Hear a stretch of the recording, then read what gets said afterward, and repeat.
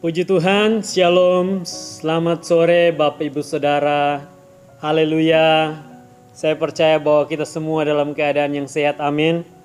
Nah, pada kesempatan sore hari ini, saya mengajak Bapak Ibu Saudara untuk kita sama-sama kembali membahas katekismus yang ke-85 dengan pertanyaan sebagai berikut. Pertanyaan buat kita, bagaimanakah kerajaan sorga ditutup dan dibuka oleh disiplin gereja? Saya ulangi sekali lagi, bagaimana kerajaan sorga ditutup dan dibuka oleh disiplin gereja? Nah, jawaban buat kita Bapak Ibu Saudara bisa melihat di slide, sangat panjang tetapi saya akan membacakan buat kita.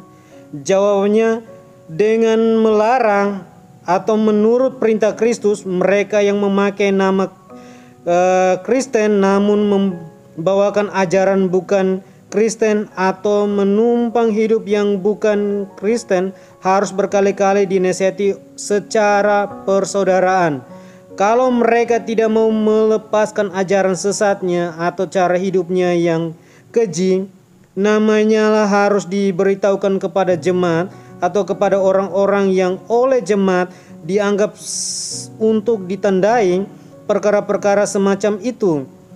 Kalau mereka tidak menghiraukan nasihat itu, orang-orang itu akan dikucilkan mereka dari jemaat Kristen dengan cara melarang mereka menerima sakramen-sakramen yang kudus, dan oleh Allah sendiri mereka dikucilkan pula dari kerajaan Kristus. Tetapi jika mereka berjanji akan bertobat dan menunjukkan pertobatan yang sungguh-sungguh, mereka akan diterima kembali sebagai anggota Kristus dan jemaat.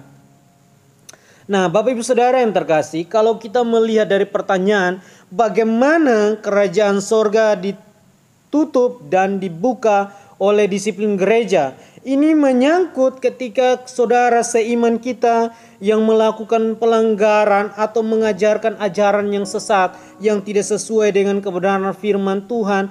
Alkitab mengajarkan kepada kita sebagai orang percaya, kita harus menegur mereka, kita harus menasihati mereka. Kalau toh mereka tidak percaya, Alkitab juga mengingatkan kembali kepada kita supaya kita membawa saksi. 1-2 orang membuktikan. Kalau dia tidak mau, Alkitab juga mengajarkan kepada kita, kita harus membawa mereka kepada jemaat. Nah, kita lihat poin yang pertama, bagaimana kerajaan sorga ditutup dan dibuka oleh disiplin gereja. Satu poin penting yang saya ingin bagikan buat kita adalah sesuai dengan perintah Kristus. Nah, perintah Kristus ini terdapat di dalam Matius pasal 18 ayat 15 sampai ayat yang ke-17. Saya akan bacakan buat kita.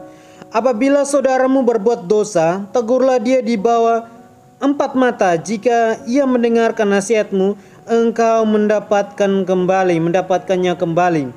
Jika ia tidak mendengarkan engkau, bawalah seorang atau 2 orang lagi, supaya atas keterangan 2 atau 3 orang saksi perkara itu disaksikan.